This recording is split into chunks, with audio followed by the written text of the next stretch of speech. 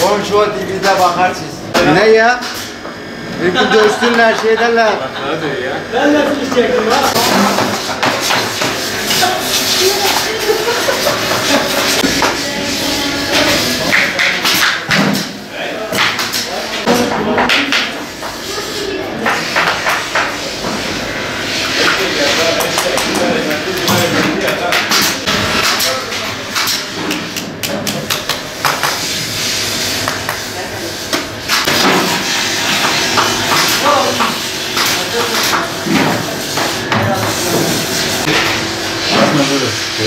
Hadi kalsın.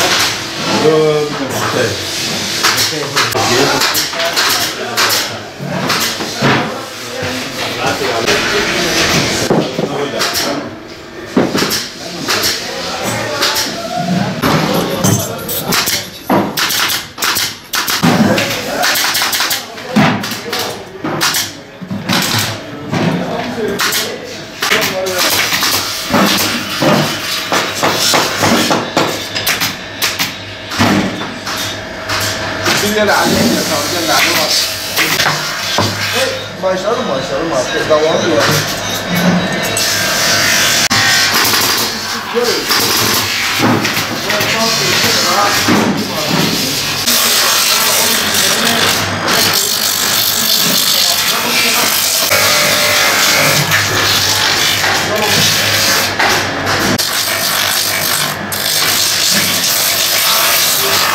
Evet. Şimdi biz Suriye'de ayakkabı üzerinde çalışıyorduk. Orada bayağı geniş çalışıyorduk. Evet. Hep işimiz orada gene dış ülkelere çalışıyorduk. Türkiye'ye 2013'te geldik. 2013'te geldik. Aynı mesleğimizde devam ettik. Aynı ayakkabıcılık sektöründe devam ediyoruz. Aynı ihracatla, aynı kadrolarımızla çalışıyoruz. Tabii ki orada çalışma şansımız kalmadı. Hep sıkıntı şeyler çıkmaya başladı. Sıkıntılar vardı orada. Yani devam etmek mümkün değildi o zaman da. Buraya geldik Türkiye'ye çok şükür. Şu an çalışıyoruz, iyi devam ediyoruz. İyi mallar yapıyoruz. Piyasa güzel burada. Yani orada Suriye'de piyasamız güzeldi. Burada Türkiye'de daha eklenen piyasalar oldu. Yani aynı aşağı yukarı 50-60 kişiyle kadroyla çalışıyoruz. Aynı sistemde devam ediyoruz.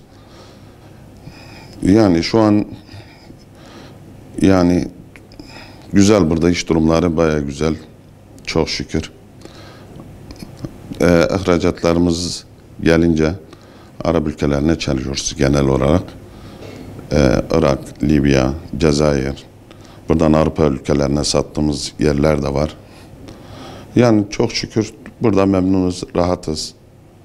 Yani bu ülkeye de benim açımdan bakarsan yani Suriyelilerin genel olarak ayakkabıcı sektöründe bayağı bir katkı var Türkiye ekonomisine. Bunu tek ben konuşmuyorum. Herkes bunu yani biliyor zaten. Herkes biliyor ki burada Suriyeliler bayağı ayakkabı üzerinde ilerlemeler oldu ayakkabı sektöründe. Yani önceden Türkiye'de güzeldi ayakkabı sektörü ama Suriyeliler gelince daha fazla eklemeler oldu yani. Şükür çalışıyoruz ya. İlk önce geldik yani sıkıntılar tabii ki sen bu başka bir ülkeye gelin tabii ki ufak tefek sıkıntılar olacak ama o dediğimiz geniş sıkıntılar olmadı çok şükür. Yani biz Türk kardeşlerimizle bayağı iyi günlerimiz oldu. İyi geçiniyoruz yani. Çok şükür bir sıkıntılar yok. Yani onlar bizlere çok iyi davrandılar ilk etapta. Biz de onlardan çok memnunuz, Allah razı olsun. Yani benim açımdan ne desem yani duyardık bazı olaylar oluyor ama genel olarak bakarsak, genel tabloda bakarsak Türkiye bizim için çok iyi. Yani ne desek ana vatanımız oldu yani. Bizim tarlalar hep daha Osmanlı tapusu duruyor. Şu an da eski Osmanlı tapusu var bizim tarlaların. Yani önceden sınır yokken beraberdik yani. Bizim burada akrabalarımız var, akrabalarımızın köyü var.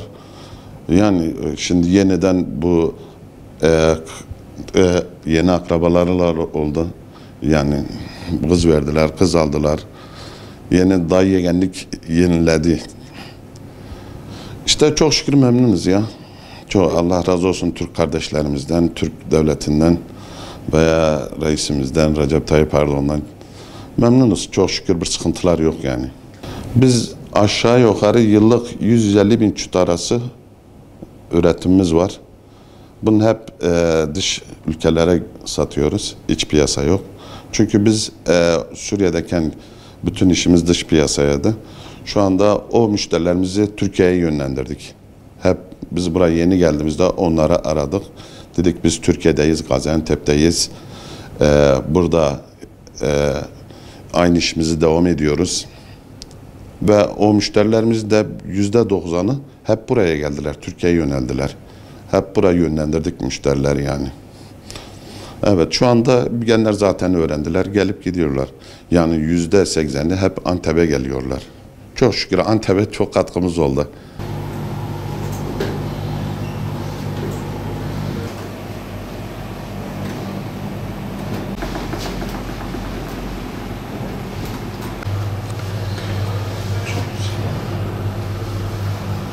İyi ikbal görüyor. Tamam, hep böyle kaliteli şeyler kullanıyoruz.